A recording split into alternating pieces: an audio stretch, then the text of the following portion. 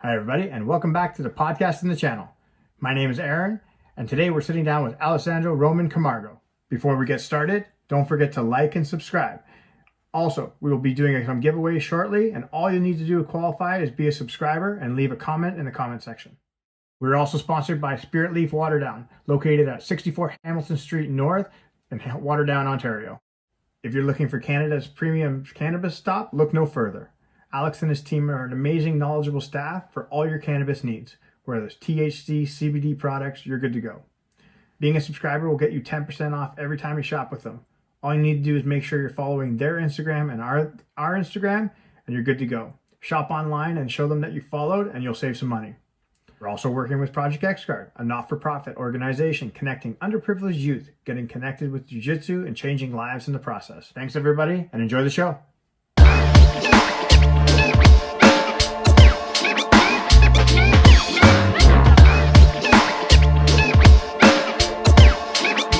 It was. Okay. Yeah. Rogan was on that one. He was on that one.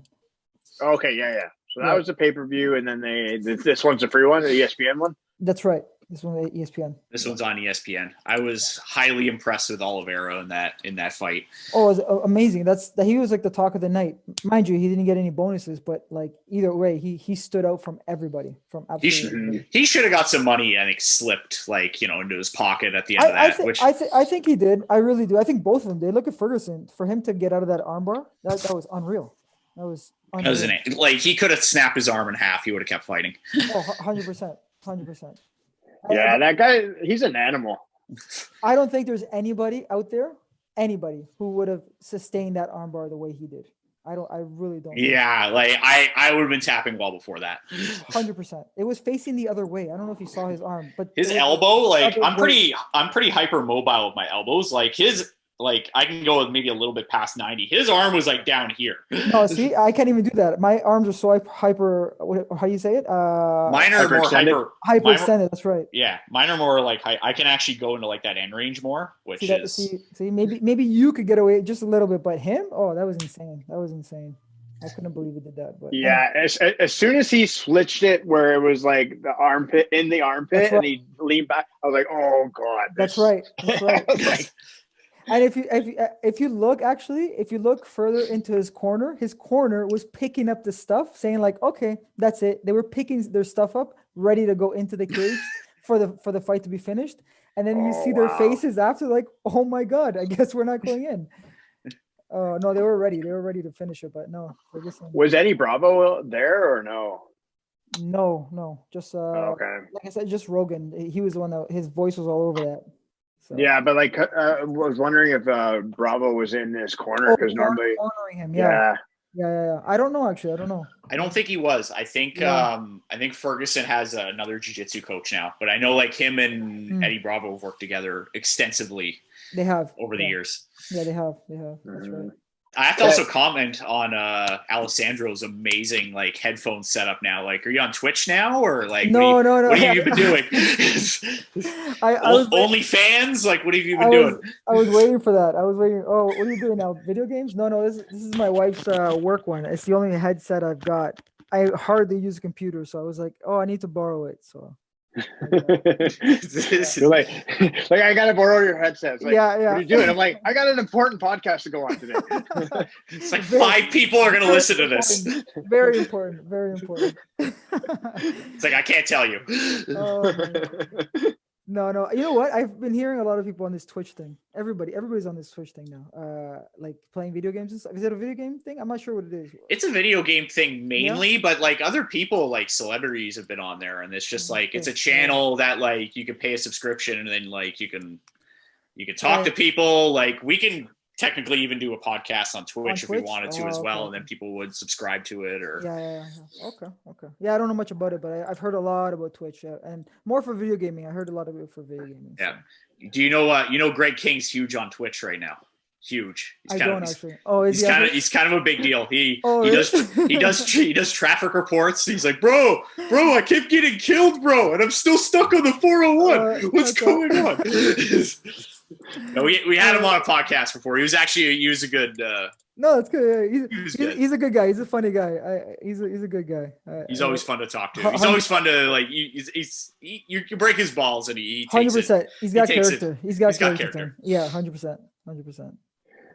Yeah, no, like I would say like Twitch is going to be a better streaming service. So if you're going to do like stuff live, where it's just out there, you're just kind of, again, playing a video game, you're talking to your community and all that kind of stuff. It's a better platform. Whereas like, obviously, and again, people can join in at any time, right? So you're still communicating with them, where obviously like Zoom and other like meeting spots are going to be like closed off. So you need invitation to come into it and all that kind of stuff. So it all depends. I'm not in the mood to do a live stream just yet. No, I don't blame you. Yeah. Aaron, you're not in the mood to do an OnlyFans yet? No, not there yet, buddy. We haven't gotten that desperate yet. No. Tasteful nudes starring Aaron Gall. Oh man. People These will pay for lockdowns that. end up any longer. Maybe we'll see. We'll cross that bridge when we get there. But Oh man, we need more money, right? We need more money to get on that OnlyFans. Hey, You gotta pay those bills. You gotta put that food on the table for those kids, right? Exactly. We all got kids. We gotta do something. Exactly. 100%. Exactly. It's just those kids just fucking eat a lot. That's for sure. Oh man, please. Oh, I know. That was actually one of the first things I was going to ask you was like when you were training jiu-jitsu a lot more like versus now. I think in the last few years, especially like being able to monetize jiu-jitsu is like really gone up versus like 5-10 years ago. There weren't as many opportunities for that. No, and you know what's funny is I always talk about this, and even like guys like our professors and stuff can talk about their generation and so on. It just keeps going further and further, right? And how that monetizing it, right? So how everything's so you can like YouTube, for example, like YouTube wasn't as big then when it comes to videos and streaming. And for example, look at flograppling, how much they've taken over, and you're able to watch all these videos on flograppling and matches, and everything's pretty much open, right? You can see whatever you want for a price, obviously, right? But everything's there. Same with YouTube. You type in something, most of the time you're going to get what you're looking for, right? But now it's you can control it a lot better because you have a lot of I don't know what I want to put it, but fields you can look at to see what's going to work good for your training, right? And the fact that we don't get that much time to train anymore, especially with these tough times with COVID, right? So I don't know if I'm answering the question properly, but No, you are. Yeah. I'm trying to find the right word. So like I don't get to train that much as a parent, obviously not as I used to, right? I'm not full time anymore. It's a lot different now. But for me, the biggest thing from stopping was when I got my injury. That's what made him break. That's what broke it for me. Like where I had to make the change. When I suffered my injury, that was it. I had to make a change there because it took me like 3 years to come back to actually try and do something. I was going to ask you about that. What was the injury? So it was pretty petty. It was a meniscus tear, right? But in my thought process going into it, I had a huge hematoma. So like if this was my knee, there was like blood all over it, like surrounding it, right? You know, like a hematoma, just blood clot. Yeah. So like a major blood clot. And then I thought it wasn't the best idea to go into the surgery with this blood clot. So long story short, they did this surgery, and what's expected from a meniscus tear is to walk out of the surgery, right? So walk out and everything's okay. And then you kind of go through rehab and what do you have to do? I couldn't even walk. I was on a wheelchair. I had to be like pushed out. And then I got home and I was laying in bed for like months. I can't even tell you how many months. Months. So I don't know what went up with the surgery. I don't know if the doctor did something wrong. And I'm not judging his work, but something must have happened for these things to go the way they did. So was it the hematoma that like created complications, or like was it like what was it? Like, because usually a meniscus tear is like, hey, you go in, they snip it, and then you walk out, and then like in a month. Because I know people who've had meniscus surgeries. I almost had one at one point as well, where I just kind of rehabbed it and put it off because my knee wasn't like clicking and locking. Yeah. But I know people who've had meniscus tears, and it's just like, hey, like in a month I'm good, and then I'm training hard again. But like, I don't know, like what happened in your situation, which made it so complicated. I don't know. Yeah, the only thing I can think of is that blood clot may have maybe misconstrued the way he was doing his surgery or something. Maybe again, like I'm totally assuming here, right? This is what just my speculation on what could have happened, because I really don't know. But I can't think of any other thing that could have happened. Maybe the actual blood clot screwed something up within my knees. I don't know. Maybe, who knows? But either way, I literally could not walk out of that hospital. I literally had to be pushed out in a wheelchair. And when I got home, I did not get up for months. And it was like taking like perks and stuff to try to relieve the pain and bringing down this hematoma. And it was quite the battle. It's a long story, but it was quite the battle for a minor meniscus tear. It was pretty ridiculous, if you ask me. So how long did it kind of take you to kind of recover to even start training again? Honestly, I think on it like 2.5 years. Yeah, 2.5 years. That's a long injury. Yeah, it's a very long injury. Yeah. I literally had to. I was competing brown belt. I was like in my second year of brown belt, and I was just starting to compete like the worlds and start doing the circuit again. And I think I was going to like New York Open or something like that for brown belt the following year. And then, I was just training. And then next thing I knew, I shot in for a double, and I kind of felt, that, like, I don't know if you guys ever heard about it, but it feels like a tear. Yeah. So I just felt a tear, and that was it. Yeah, I've had that. I've had that in my LCL at one point as well. Exactly. Yeah. I just feel like it's almost like ripping rope, kind of like that feeling. Oh yeah. It feels really. It's like, you did. It doesn't hurt immediately. Yeah. But like you all the adrenaline and training and like moving around. It's like, I remember I did when I like sprained my LCL. I didn't want to stop rolling because I knew as soon as I stopped rolling, it would swell up and it would hurt, 100%. And I wouldn't be able to walk. 100%. So it's weird because I'm like, I got to keep training. Right. And then I immediately like dumped ice on it. And then like, I had to get helped out of the gym. I know. I know. It's crazy. It's crazy. In a matter of like half an hour, it went from like hard rolling to like, I can't move my knee. I know. And I never even had knee issues with that knee. I never did. I actually think it came from an incident that I had that same week.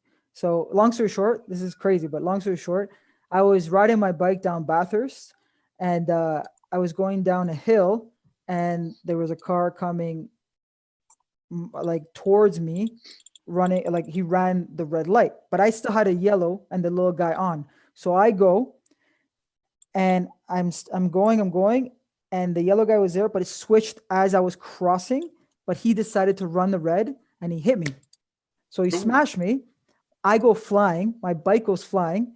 So I get up, and everyone gets out of their car. Like, oh, are you okay? Because the guy pretty much ran a red light and smashed into me. So I get up, and he's like, and he didn't say anything. And I'm just like, okay, I gotta go, guys. I don't want to deal with this. I don't want to do anything. I just got on my bike. I'm like, I gotta go. I got a training session to be at. So I got up, I got my bike, and I went to the training session right away. Oh, geez.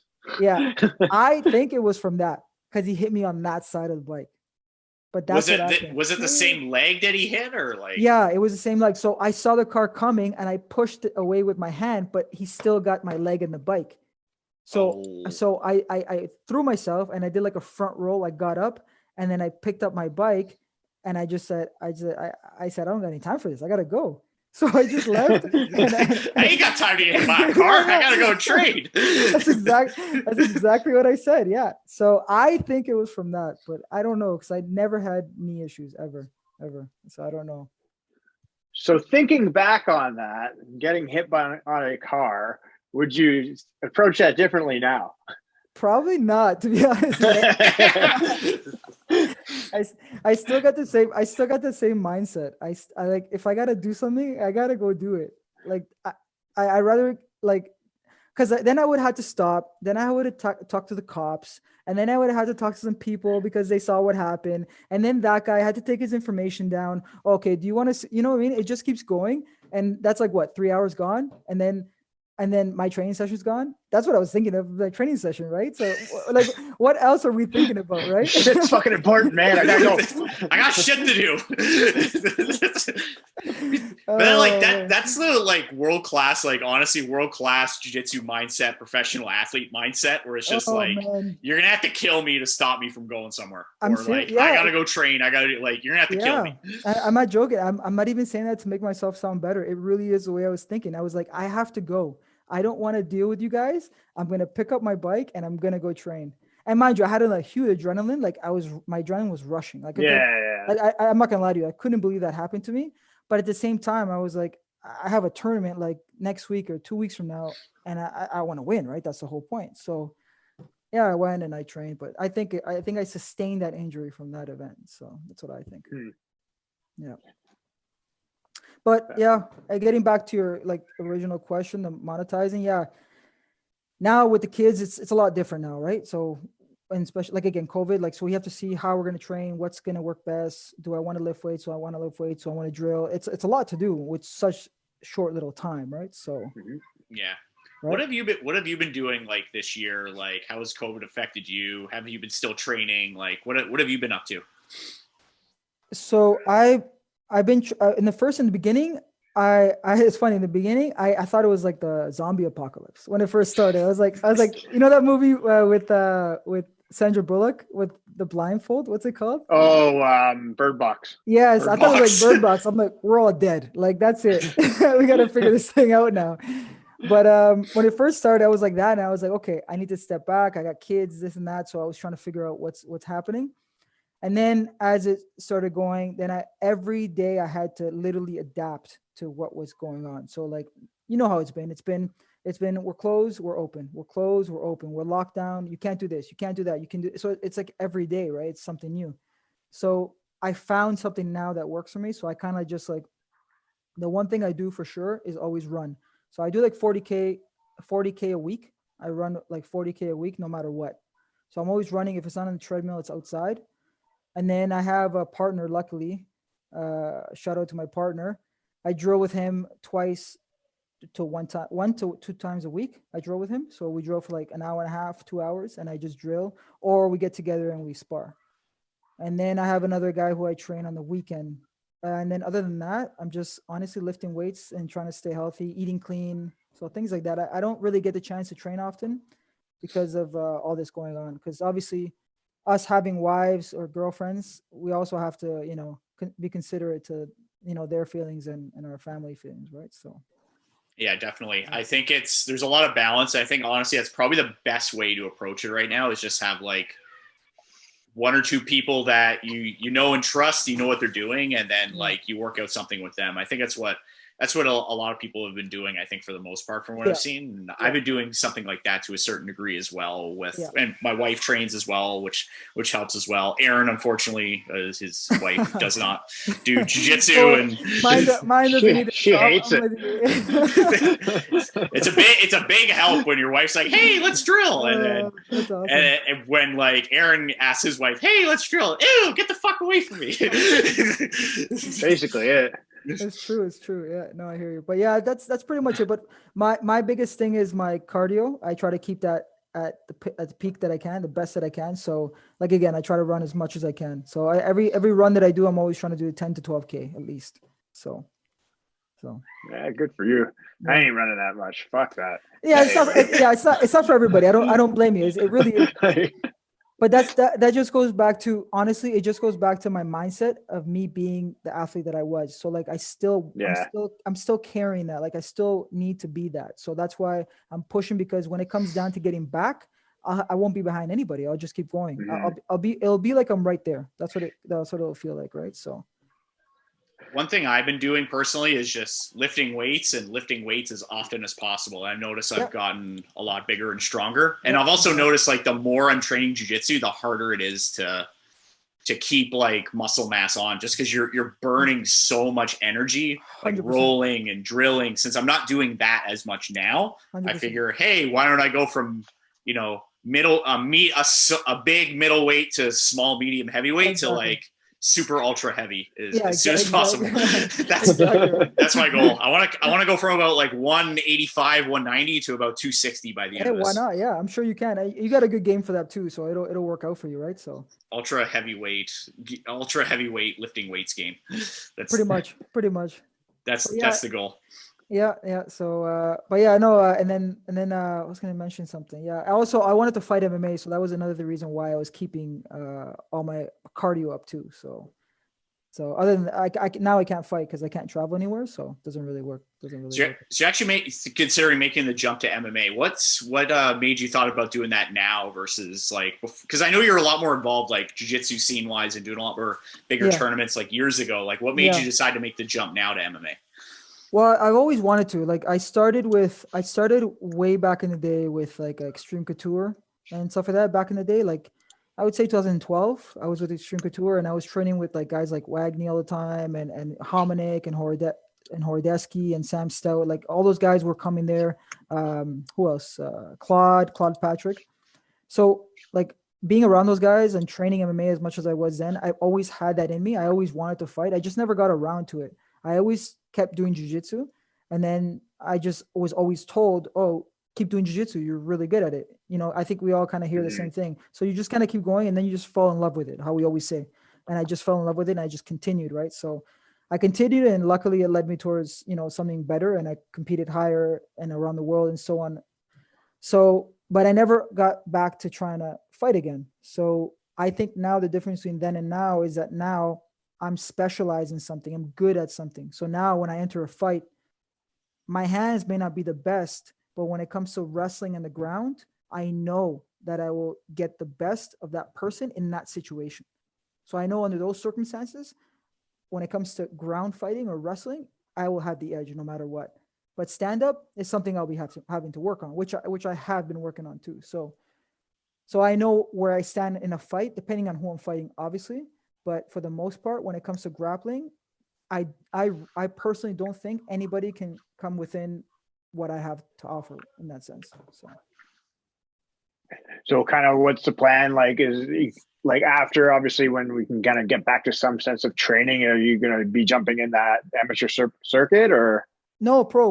I'm gonna look pro. Sorry. Yeah. I'm gonna look for a pro for everywhere. Yeah. And then like I already talked to a few people. I told them I was interested. So this was before the whole COVID hit hard. Mm-hmm. And then they said, yeah, okay. Once we get something, we'll see if we can find something for you. And yeah. So I don't know if it was just like words in the air or not, but I did tell them, and they did answer me something. So we'll see what happens when everything gets back. I'm still interested. So we'll see what happens. But yeah. Did you do any amateur fights before or no? I did one a long time ago when I first started, but it doesn't even count. I was like, I was like 8 months training and like, I didn't even know what the hell I was doing. So we had Darson on a while ago. We actually talked about his MMA fight. You see, absolutely hilarious. Right? Like how he was describing it. Exactly. I think I might be the only one here who hasn't had an amateur MMA fight. Aaron actually had an amateur MMA. I always like bringing up Aaron's amateur. That's cool. MMA fight as well. Well, his highly illegal lockdown fight that he had. Well, how was it was fine. Like it was a good time. Like it was totally illegal. It shouldn't have happened. But we did it. It was oh yeah, 100%. And then basically the place where we worked, we just kind of like staged this huge event and basically it turned into a bigger card than we originally planned. That's awesome. And it was great. Like it was a 3-round, 5-minute match or whatever. I finished it in the 3rd round, which was awesome. But it was awesome. Like, it was just like, this is a fucking shit I can only imagine when you think about it now, right? When you think of it, when you look back, you're like, oh my God, what was I thinking? But then, yeah, I know. But yeah, like, you know what? I did it because I wanted to do one. And then after I did it, I'm like, I'm done. No more. I'm good. One and done. Retired. That's fun. That's awesome. But yeah, no, I definitely want to carry like I'm 34 now. I'll be 35 next year, but I still feel like I really do feel like I feel like I'm 20. Like I feel like I'm 20. Like obviously my recovery time isn't the same. That's 100% for sure. But I mean, there's ways to manage that, right? To some extent. So I'll manage my recovery the best, but in regards to my fitness and my attributes and what I'm capable of, I feel like a 20-year-old. That's why That's I awesome. feel right now, right? So you have the experience. Well, you also have the experience that like years and years of doing jiu-jitsu and exactly, right? Exactly. like knowing how to train. And then like speaking of training, how has your training has changed now versus like 10 years ago? And that's with like we talked about like you were talking about like recovery and your mindset and everything, but like also having a family and like balancing and juggling all those things now that all three of us are doing that. So I how do know. you balance and juggle all that with, you know, how is your training has it changed versus 10 years ago to now? Well, I mean, it's changed drastically for sure. Like I was training, I'm not going to exaggerate. And like, you know, you hear those videos, oh, I'm training 3 times, 4 times a day. I mean, I wasn't training 4 times a day, but there'd be days I'd be training 3 times a day. But most of the time I was training, sorry, it's shaking. But most of the time I was training 2 times a day. That's every day I was training 2 times a day. And then there's your odd session we'd be training 3 times a day. Well, we do like a morning one, an afternoon lift session or something. And then we come back and train at night. So in regards to change wise, 100% has changed drastically, right? Because I went from training 7 days a week this much to now drilling 2 times a week at most, every 2 weeks or 4 weeks at most, right? So every week I try to get together with my buddy now. So let's say I get 3 out of the 4 weeks, 3 times out of the 4 weeks. That's only 3 times, right? Mm-hmm. So it's not much compared to that, but then again, like you said, it's about balancing. So I still got a life at home. I still got kids I have to take care of. I still have to go to work because I do own a home. So I have to pay a mortgage, right? So I have to, I have to buy like it's just domestic stuff that we have to do that it doesn't allow me to train as much as I want. But yeah, it's looking for those gaps. Where can I put it in? So, and I always tell everybody and guys agree with me that are parents, I'm sure you agree with me. The nighttime for me is the time that I have. So when that 9 o'clock hits, I'm looking for something to do. I usually actually go train at that time. So we have a spot that we use and I usually go from like 9 to like 12 o'clock and we just drill and we do striking or wrestling, whatever it is me and that guy decide to do that day. We just do it for hours. So right now it's worked like that, but now again with the COVID, it stopped that because now you can only have so many people. They're gonna find you if they find you or something like that. So it's just right. It's just adapting right now, and it for me it all comes back to again what I said earlier was trying to adapt every single day to try to fit what I can and try to work it the way I can every single day. So it's just more daily. It's more daily this time around than it was then. Where then I knew, okay, this whole week I'm doing this.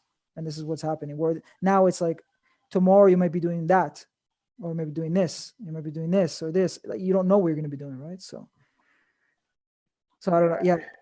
No, 100%. So let me ask you this, especially when you see like a guy like yourself who has so many priorities, you have to organize your schedule the way it works. And then obviously younger guys that not as many responsibilities can just train, watch YouTube, do whatever they need to do to get better every single day. How do you feel as like you're trying to keep that same level because their learning curve, it might be that much faster or they're younger, responsibilities are different. Yeah. So how do you find that balance or making sure you're staying ahead of that? Well, I found that now that I'm at the place where I'm at, as I guess you can call me a jiu-jitsu practitioner right now, because right now I'm not competing or anything. So as somebody who's been training for so long, I found that being also someone who wants to compete, I know what it's like to be, like you said, training every single day and being ready for those tournaments, right? And somebody who's not now, I found that the biggest thing that separates most people, honestly, really, is the mentality, is the mindset. So how are you that day? Because if you feel like you're capable of doing the job and you've done the work that you think that you did, that you've done enough work that you think you can put the best foot forward, if your mind's there, you can 100% get it done. But once your mind lets go, I think everything goes kind of out the window, because you kind of start second guessing yourself and, did I do this move right? Like, this is within the match, like, right? So you're doing something and then you think, oh, maybe this is the right way. Maybe this is but it's kind of one of those things you have to have your mind strong to understand that, look, this is going to happen. And it's either going to be like, I'm going to use this stuff, or I'm going to let the game flow and do what I have to do within the match. So now I've personally come to the conclusion of like, mine is such a big thing for me. Like, so I know that I can, like, these 20-year-olds, if my mind's right that day and I know I've put in as much work as I can, then I'm going to just do the best I can for that day. And probably they might beat me, but they might not beat me the way they think they're going to beat me, right? Or I'm going to beat them the way I know I'm going to beat them. So it's going to go either way. Someone's going to lose, someone's going to win, right? So, but I think mine's the biggest thing, the mental. Like, are you willing to put that work you need to put? Like, for example, do you think I want to run? I don't want to run, but I know it's going to help me, right? I know my cardio is going to be where it's supposed to be at, right? But that's just me. It's just, that's how I carry myself. I need to do it. So sometimes I wake up and I don't even want to do it, but then I tell myself, what's going to happen when you go compete? And then I already know what I'm going to lose. I'm not going to do I'm not going to compete the way I want to personally for myself. So was this something that mindset, did you always have that, or did you kind of grow into that mindset? Yeah, I grew on it. Yeah. Because I think it was like actually by brown belt when I got the injury. Yeah. Cause when I got the injury, I told myself, I'm not going to let myself go. And for lack of better words, I just wasn't going to let myself go fat. Pretty much. I just wasn't going to get fat. That's what I told myself. Right. So I wasn't going to gain weight. That's the biggest thing. And I didn't. I kept myself lean. I ate right every day.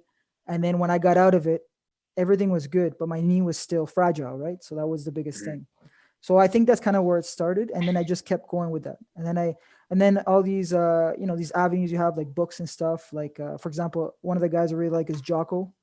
I'm a big fan of Jocko, right? So I read his book, like Extreme Ownership really tells you a lot about that, about owning up to what you do and what others do and, certain situations and circumstances. So these sort of things help me guide my mind in that direction too. But I think it was that injury that kind of put my mind into place where like you can do it no matter what, right? So I think a big thing as well is I think everybody has, between all three of us, there's days where it's like, yeah, I want to wake up and train. I want to do this. And then there's other days where you're just like, man, I don't want to do that. I don't want to lift weights. I don't want to go run. The thing that really, I think, separates like who's first on the podium and who's not, it's the people that are just, they're showing up every day. That's what I've personally tried to do as well. It's just like, you don't want to lift weights, just go do something. Just get in there and do something versus just, I don't feel like it this day. They'll be there tomorrow for me, No, 100%. But I wouldn't go to a tournament. Like personally, I wouldn't go to a tournament right now unprepared because, for example, like the last tournament I did was the Abu Dhabi trials in I think it was in Scarborough or something. They hosted it, the last Abu Dhabi trials. Which year was that? Was that 2018, 19? Yeah, I think it was 18. Oh, okay, yeah. 2018. Like, I think it was. Yeah, and I fought Mokaiber in the finals of the category. And like he's tough. I respect him a lot. He's a tough competitor. He competes all the time. He trains like a dog. Like, how can I hate the guy, right? So and I don't really hate anybody who's in the same journey as me. I appreciate them and I respect them, especially if they're from Canada. I want them to succeed, right? I want all you guys to succeed no matter what. So I want to see this country do well because as in jiu-jitsu, we need to grow a lot more than we are right now. And we can. We're just not doing it properly. I don't know what's going on. I don't know why, but something needs to happen for us to be, noticed as well as, the Americans are, right? But anyways, I fought him and I was I hardly trained for that competition. I think I trained like twice. And I'm like, you know what? I'm just going to go compete. But I told myself that was the last time because even though I did kind of compete the way I wanted to, I did some things that I never would have done because I just didn't know what I was aiming for in that match. I didn't know what I wanted to do. My game wasn't there. So I hadn't solidified something in my mind to do in the fight, right? I had an idea and I went with it and then it kind of led me the wrong way. And then it kind of forced the match to go a certain direction, which I didn't want it to go. So. Kind of like, I guess you can say like mentally, like you're making mistakes that you wouldn't make unless like mentally you're making mistakes that you wouldn't have made normally. Basically. Exactly. Like for example, I went for a flying triangle. That I never do that. But why did I go for a flying triangle? It's just so stupid. Like I thought I can get away with it, but I hadn't drilled that. I hadn't worked on that. It's not part of my game, right? So what gave me the idea to go for this flying triangle? I don't know. But that just goes to show you it's that mental and the preparation as well. So I hadn't drilled the things I usually do. So my mind wasn't already in it to get ready to do these things. So yeah, I was just so out of whack for that fight. So I personally now I don't compete unless I'm prepared to fight. Unless it's like a super fight. Super fight's a little bit different. Like I did another super fight with him at the Sub X, the last Sub X they did. I was going to ask you about that. Yeah, so I did that thing, and for that one I trained 1 day. I trained 1 day for that fight. Right? So it's like I did that one because I wanted to have fun, and I was like, and Tony asked me, I was like, yeah, why not? Sure, let's do it. I was looking for somebody else, but they had him only, so I said, sure, let's do it. So, but again, and during that time, I was going through like work stuff and kids and everything, so I only had time to train 1 time, but I said, let's do it anyways, because I want to have some fun, and I love this sport, right? So, but as per competition, like a tournament, I don't think I'll compete again until I'm like well prepared. I'm not saying well prepared like train 7 days a week, 4 times a day. No, like at least I trained enough where I can say, okay, I'm ready for this kind of thing, right? So having the experience doing like the super show, like the super fights, and then obviously doing like tournament format, would you prefer one, or would you kind of like, hey, this is the only format I'm going to do for moving on? Well, I like the tournament, because the tournament, like one fight, I understand it, it's like, it's fun. You get to fight one guy, and you guys, have one goal, right? And you both have to either win or lose for whatever the rule set is. But in a tournament, there's so many different styles. You don't know who you're going to get the first fight, the second fight, the third fight. And most of the time when we get into a tournament, like personally, I don't even know how many fights I have. I don't count the amount of people in my bracket. I just go in and I do what I got to do. So I don't even know how many people are going to fight. I just get in there and I go do what I have to do. Right. So that's what I enjoy about it. I enjoy the guessing game on it, and not knowing how many people there are and who's in that division or bracket or so on. Right. So with black belt, it's a little bit different now, because you kind of know, and they set up your fights a certain way. The black belts, they set up regarding seeds. Right. So when you start doing worlds and stuff like that, but not so much the opens, but the opens, yeah, you don't know. I don't know who I'm going to get. I'll look at the couple of names and so on, but for the most part, I don't know who's in there. I just put my name and I go and I compete. That's it. I think a tournament mindset's a lot different than like a super fight one. So I'll give you an example, like, cause I was on the same Sub X card. I came out of retirement, and then I retired again right after. That's right. So what my experience there in like a super fight show versus that, you have one match, you can actually study that person, you can kind of game plan, which is like what I do if I have like one match, I'm going to like study their game, and I'm going to kind of come up with like an jiu-jitsu version for that particular person or that particular match. Versus a tournament or like a bracket, it's more about like you and your preparation, kind of like what you said, where you need to have like your game and your specific, mentality, and like, I'm going to do this, and this. So like you go to worlds or like a big tournament and there's like 70, 80 people or 100 people, like in a bracket where like for example, like when I did like blue and purple belt worlds, you have like 100 people in your bracket. You can't study all of them. You might know like 1 or 2 or 3 big names, but like, you're not going to YouTube 100 different people. It's going to be more about like, okay, this is what I'm going to do. This is what I'm going to do in each match. And like, if they can beat it, great. If they can't, well, too bad. I'm going to win. Exactly. I'm going to get to these positions and I'm going to rough some people up with them. Exactly. No, and that's what I enjoy about the tournament style. I enjoy that. I enjoy, like you said, exactly the different styles and being able to fight so many different type of people from everywhere, really. Right. So. One thing you mentioned before that I want to kind of backtrack a bit is you're talking about, I agree with you too. And me and Aaron have had this discussion with a lot of other people. The Canadian scene itself, there's so many high level world-class people here that just outside of Canada, or even just outside of Ontario, nobody's heard of them. I know. And there's so many good people that are starting to get to the surface right now. Like, I'll use like Nogi. I'll use like Masters Worlds, for example. Like Kevin Wheeler got silver at Masters 1 black belt, which is he did tremendous. And 100%. Like Nathan DeSantos is another guy. I think he's, in my opinion, maybe one of the best black belts in the country right now. And 100%. Nobody outside of Ontario knows this guy. Steve Sims, who went and he fought Hulk and he fought Ronaldo Jr. And he's had 2, like, I think he lost to Ronaldo Jr. by like ref decision. was I believe. it was two advantages, I think, actually. And he was lost two to advantages. Ronaldo Jr., Yeah. who Flow Grappling is pumping up as like the next jiu-jitsu god. He Right, lost to him right. by a ref decision. Yep. And then he fought Hulk and he lost to him by 2 points, I think.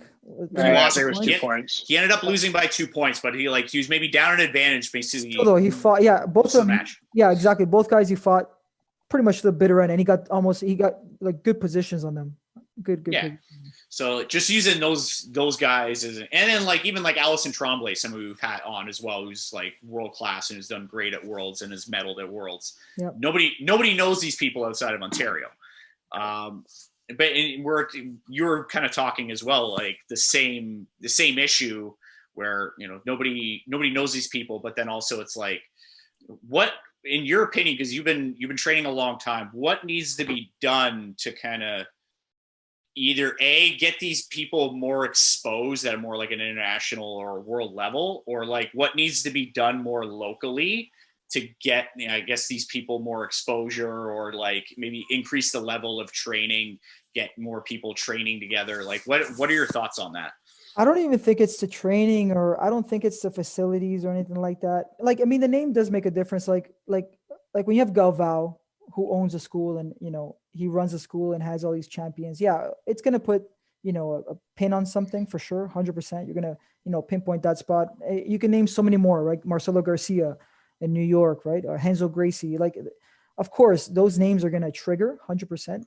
But I don't even think it's the training or anything like that, because we got the same formulas here. We're all doing the same thing. There's nothing different that we're doing that they're not doing.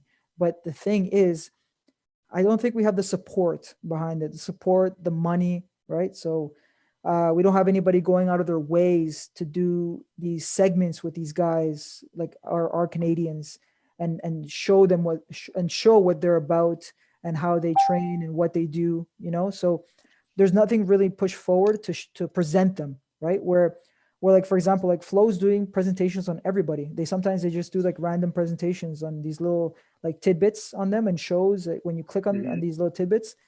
So like, why aren't they doing that, in Canada, for example? Why are they choosing a gym and going somewhere and okay, let's do a presentation on him, or like athlete of the, I don't know, example, just athlete of the week or whatever it is, right? So, the best guy that's doing the best work right now, or maybe a guy who's up and coming, or a guy hasn't won that much yet, but he's gonna be winning, right? So, and even if it doesn't work out, but guess what? You're still putting the name out there. You're still putting some people on the map, putting teams on the map, right? So, I think it just comes down to support and the sponsorship behind it. I think within the country. I think, like you said, it's all about big platforms and just having that driver behind them. Better words, platforms. Exactly. So that's what I think. I think it has to do a lot with that, because really, what are we doing different than they are? I really don't think we're doing anything differently.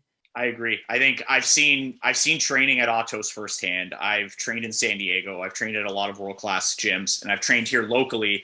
I've trained at your gym, Toronto BJJ. I've trained at a lot like Gringos, Fernando's. Yep. The training at all those places, it's not that much different. No, for sure. I agree. And you know what? They all have their different styles. There's no doubt about that. So the styles are definitely different. And, maybe this guy's doing something better than the other one, or whatever you think it is, whatever you may think it is. But at the end of the day, like you said, no one's doing anything differently. So I think it comes down to the support that Canada has, and what mainstream is helping support that and the people, right? So, and it's not about putting that much money in. It's just about, like I said, like maybe one presentation on one guy, or you mentioned Allison, for example. She's one of the best women in Canada, right? Alison Tremblay, I think you mentioned her. Yeah. Yeah. So, use her for a platform for women, right? So like, oh, she's one of the best Canadians.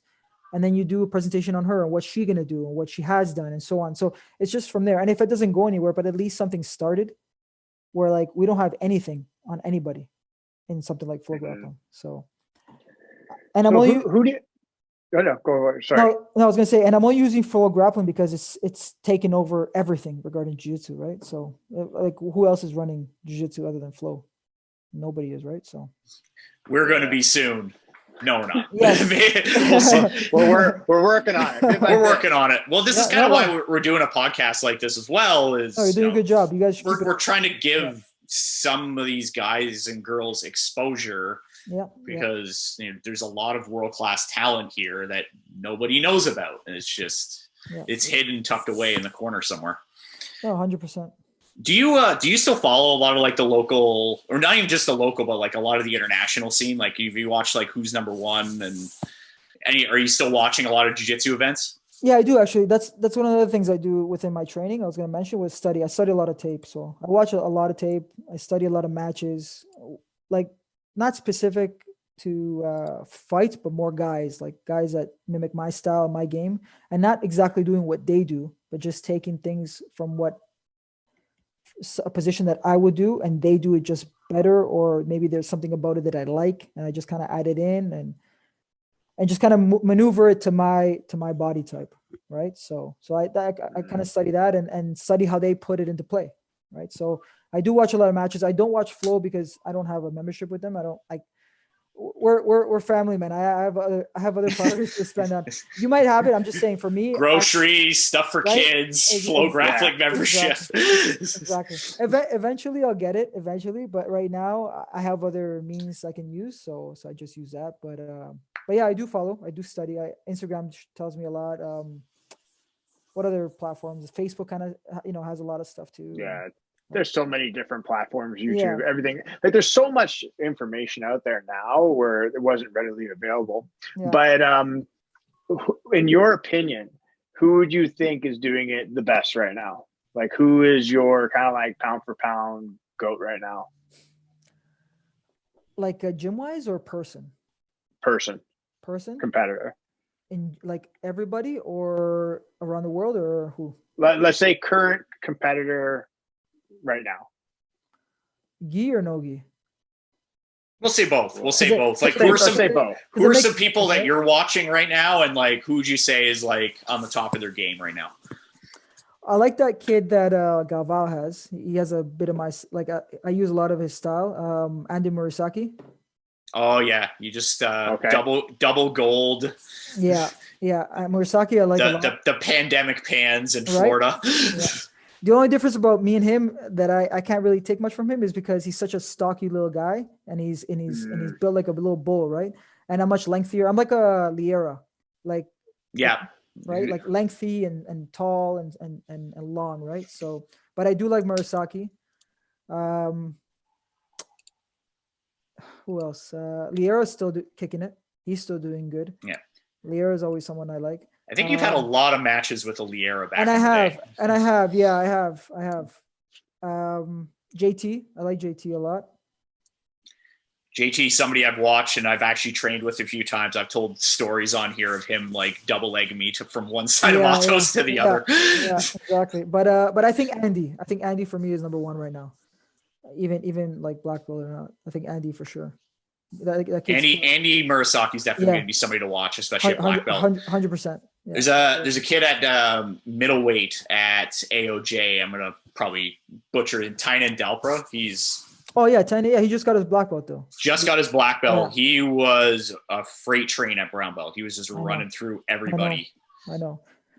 But for me, he was kind of like a given, right? Because he's been tearing it since like I think purple belt, since blue belt, purple belt. He's been just tearing everybody. Whereas Andy, he's kind of come up and then all of a sudden he exploded, right? So he's just winning absolutely everything now, right? And from what I hear, Galvao says he's got some skills that no one's even seen yet. So especially in the nogi, they say. So yeah. And those twins and those those twins. Oh, these kids are unreal. Oh man. I think we're gonna start seeing the generation of like the Rutulo twins, for example, and like there's a kid in Brazil who just got his brown belt, Michael Galvao, guys like that, where they've been training since they were like 5. Yeah. And like they're 16, they get their blue belts. They're basically already black belts. 100%. So, and it's such a big difference, right? Like the kid's been training since 5. I started training at 21. Like what a big gap, right? What a big gap. And like how much jiu-jitsu, it's crazy to believe how much jiu-jitsu he has already at that such young age. because like from 5 to what 19, that's Yeah, like how much he's already packed in at that time. 14 years. Yeah. And then when he turns 21, he's going to be that much more. It's Crazy. like, oh, It's crazy. it's crazy. They're going to grow into their bodies. Yeah, like, it's crazy. No, it's crazy. But yeah, good for them. And you know what? That's the way that the sport has to go, right? That's how it's going to grow. So having these kids come up like that and make the sport a lot more exciting than it already is right now. So. Did you watch the recent Who's Number One with Keenan and Rodolfo? I was very surprised by how that match went. I did, but I wasn't too surprised. The only reason why is because that maneuver works so well. Well. I'm not surprised by I'm just I thought Keenan would probably win. I didn't think it would be that dominant of a win. Yeah, right. I didn't think I thought that Rodolfo would probably get the best of Keenan on his feet. That's what I thought. But on the ground, I did expect Keenan to do what he because he's much more they're both kind of the same size, right? They're both kind of the same size, and he's much more fluid on the bottom. Whereas Rodolfo is, I don't know, from what looks like to me, he's a lot of pressure, right? So he's a lot of pressure on top. His bottom game is good, but Keenan is slippery on the bottom, way slippery. Yeah. He's got more game on the bottom, right? Scrambles and exactly. Scrambles is like it's like a truck scrambling around you, basically. Exactly. So and then on top, like I said, that maneuver, if he were to get anything on him, it would be that one, the shin. I mean, I learned the name of it to be called the Shin Shock. So like you slide the chin, you slide the arm across the chin, but that maneuver, you can't stop it. Once it starts, you can't stop it. Yeah, I've seen it as well, like in like just good old fashioned American wrestling, like the Russian tie, the 2-on-1 where you slip it and then, but instead of like setting up like a single or a double, you can just jump on somebody's back because now you bypass the arm, you can jump and dive on the back, basically what he did. Yeah, and that's what that's the one I did on Igor at the super fight. At the end, I got him with that tie. I got him to the back, and then the time ran out. So I got his back, but the time ran out. So, yeah. I remember that. I remember it, that fight. It was just at one point, did you get pushed off the stage at one point? Yeah. Honestly, it was fun. Like we were just getting both into it, right? Like he was getting pissed and I was getting pissed. So and then we started getting each other's faces. He started pushing me out of the stage and stuff. That's what happened. Yeah. No, I had a lot of fun with it. To be honest with you, it was just getting really heated, right? So, but yeah, no. Honestly, I went in with a game plan and I stuck to the game plan because I knew that his guard and stuff was going to be way better than mine. I knew that his whole game was going to be better because I hadn't trained anything, right? So I said, I have to come in with something if I'm going to try to beat this guy. So I wasn't just going to throw myself into his guard and just, let him do whatever he wants because that's the way it felt like to me. So I kind of played the guard a bit and then I'd play in the bottom, but then I said, he's not going to beat my wrestling because I know where my wrestling's at.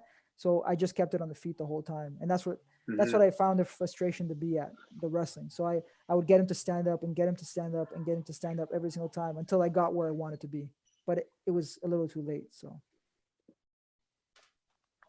but it was a fun match. Yeah, that's the game though. Yeah, it was a fun match though. I can't lie. It was a fun match. I can definitely agree with you. Like, did you feel rusty going into that? Because I honestly felt competing, like on that stage, the lights and everything. It felt weird just from my vantage point where it literally felt like me and my opponent there. That was it. Those were the only two people there. Meanwhile, there's like 200-300 people like watching. I know. It feels like they're watching a movie, but they're watching you. But I felt like nobody was there. And I honestly, I don't remember. I think the first 3 to 4 minutes of that match, I don't remember it. Yeah, no. I know. I just felt like I just wasn't prepared. Like I said, like I don't even know what way to put it. I see what you're saying though, because like you got so into it the first couple of minutes, like you just like blanked out everything to get into the match, right? Yeah, I don't remember it because it feels weird, but like I think it took me about the first couple of minutes to actually like wake up and actually start fighting. It's like, oh yeah, I'm in a match. Like I got to do stuff. Yeah, it's been a while since I've done this. It's true. This guy's like trying to he's trying to like shoot up a triangle. He's trying to choke me. He's like, what is he doing? Like he's trying to attack me and stuff. Like yeah. No, it's true. I done one before though. I remember I did one in 2009. I fought what's his name again? He's out of Steve Lynn's. He used to be out of Steve Lynn's. Anyways, no, I did it one a long time ago, and I got the guy in a Darce. So I finished that one. I was able to win that one. But I was like a white belt at the time. I was like a white or blue at the time. So it was when I first started. But again, this one I didn't train for it. I think I trained one day, and that was it. So like I said, I had a game plan, and that's what was going to get me at least to try and win. And I wanted to make the fight fun to watch, right? So so I think the arguing that we had was more fun than the whole match, to be honest with you. But yeah. So one more question for me. So especially after watching that match recently, who would you kind of, if it were to ever happen on a rematch, Keenan versus Gordon Ryan, who would you favor in that match? Oh, Gordon Ryan or Keenan? Yeah, I give it to Gordon Ryan. 100%, because he's got a good point. Him and his coach have a good point. Not even just him. Everyone's been saying it for a while now. Like, jiu-jitsu has been based off the upper body for such a long time, and everyone's forgot about the lower body. Like it's just I don't know. I coming up in the ranks, I never did anything footlock, and that's nothing against my team or anything or my coaches or nothing. But we just never did footlocks. That just wasn't a thing. We just always did, your typical triangles and arm bars and omoplatas and things like that, right? But when you focus on a part that no one's done and you're good at it, and you in the match you put that into consideration, that the guy's gonna be thinking about his leg getting taken out in such ways, and then you forget about that, but then you forget about the upper body. So you just keep going back and forth. So the whole match, you're just thinking about what's going to happen next. Whereas Gordon is good at both areas. So I think all around, I think Gordon for sure, 100%. Yeah, I think Gordon takes that. Honestly, I think he's just at another level right now. Yeah, and I was gonna say and that too. Like he's in a level. Like he's such a specialist on the legs. It's insane. But sorry, go ahead.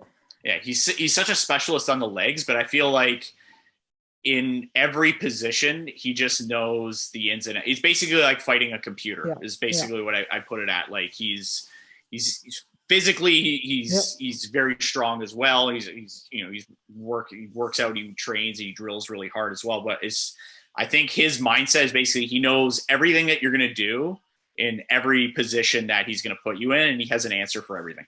Yeah, he's very systematical. Like he's got a system, and that system, he like you said, if he's gonna attack this, he knows all the different ways that area is gonna be attacked, and he attacks it when it comes at him, right? So, like you said, yeah, very systematical. He knows where to be at the right times or where to put himself in situations. Yeah, but I give it for sure to Gordon for sure, 100%. Kind of is just as good, but yeah, I'd say Gordon. I think that's what separates it. I think it's the systemization of everything, where it's just Keenan's a freak athlete, and he has of course he has things that he's really good at, and maybe like he knows like his strengths and weaknesses as well. But it's just the way Gordon just breaks down everything. I think that's what separates him from everybody else right now. Yeah, no, 100%. Yeah. Other than that, yeah, I think. I mean, and it's a fight, right? So at the end of the day, it could go either way, as we know it, right? But yeah, and I watch a lot of Gordon too. I watch because he's that new era, right? That new era you're talking about. He's that new era. So so he's fun to watch too. So I watch a lot of his stuff. So one of the last things I'll ask you this evening is what's in your future right now? Like you mentioned MMA, but is there anything else specific? Like it doesn't even have to be like jiu-jitsu related, but what are your plans post-COVID 2021? No more shutdowns and lockdowns. What are you going to be doing? Well, right now, my biggest thing before I even compete or do anything related to jiu-jitsu is I'm trying to get my career started. So I'm in the midst and verge of doing that. So once I get that started, then I will figure out what's going to happen then. So what are you trying to get into career-wise? If you don't mind me asking. Policing. Oh, okay. Yeah. So I don't know if you know too much about it, but to make a long story short, it's like a lot of like paperwork and interviews and waiting, and it's a big waiting game, right? Aaron knows, right? So I know he does. Right? So it's a major waiting game, but once it happens, it'll pay off, right? So that's kind of where I'm at right now. I'm just waiting to get that call or see where I'm at with that, and And then from that point, then I can figure out what I want to do. And then right away, once that gets started, I'll jumpstart my jiu-jitsu career again. So, because then I can put more focus on that, right? So, and then obviously, you know, my kids and my family. My kids are getting older now, so they're going to school now, and they're doing classes and dance and swimming, and you know how it is. All these different. Yeah, all the fun stuff. All the fun stuff that my son can't do right now, which is great. Which is just lovely. He's at home 24/7. Nobody can do anything. Yeah. Nobody can do anything. I'm gonna sit at home and play Roblox all day. Yeah.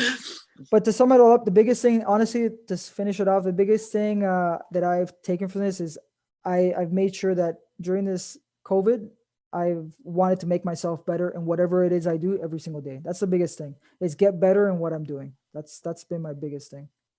So, and whatever I do. I think that's a big thing, right? So huge importance, because so many people took this as the opportunity, like, oh, I can't do anything or whatever. And like, again, you're doing it the right way. You're just making sure you're better every single day. Yeah. And well, even if it's little things, exactly, bit by bit, right? Exactly. Anything, right? It's just, the point is to get better. That's what I say, just to get better at whatever. So if it's, you know, if I'm going to read one book, I'm going to read 10. If I'm going to read 10 books, I'm going to read 20. So it's just every day, just getting better at something that I do, whatever it is. Like when it comes to jiu-jitsu, like I've took a step back from training, and now I'm drilling more. So I want to get better at my drilling. I want to get systematical at that. I want to get good at that, so that when I do fight or train, everything gets easier, right? You know how the drilling works, right? Mm-hmm.